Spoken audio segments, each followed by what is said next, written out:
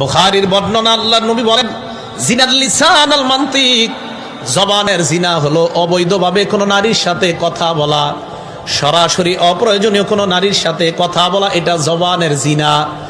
মোবাইলে অবৈধভাবে কোনো নারীর সাথে কথা বলা, এটাও অবৈধ জিনা।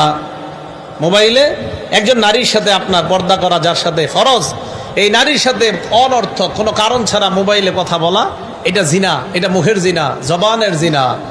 ওয়াজিনাল ইয়াদাল বাত, হ্যাঁ, এই বুখারী শরীফের বর্ণনা 6112 নম্বর হাদিস, বুখারী শরীফের স্পষ্ট হাদিস। রাসূল আকরাম সাল্লাল্লাহু আলাইহি সাল্লাম বলেন, এইভাবে অনর্থক কথা বলা, যেই নারীর সাথে আপনার দেখা দেওয়া হারাম, তার সাথে সরাসরি অনর্থক কথা বলা, ফোনে অনর্থক কথা বলা, এটা জিনার অন্তর্ভুক্ত। তো রাসূল আকরাম সাল্লাল্লাহু আলাইহি সাল্লাম বলেন, শুধু এটাই না, ওয়ান নাফসু তাতাবান্না ওয়া তাশতাহি, একজন নারীর সাথে আপনি ফোনে কথা বলার পর এই নারীকে নিয়ে আপনি কল্পনা করা শুরু করলেন, বালিশের মধ্যে মাথা লাগায়া চিন্তা করতে লাগলেন, যার সাথে কথা বললাম না জানি সে দেখতে কেমন, এটা অন্তরের জিনা, এটা অন্তরের জিনা। হ্যাঁ, বুখারী শরীফের বর্ণনা।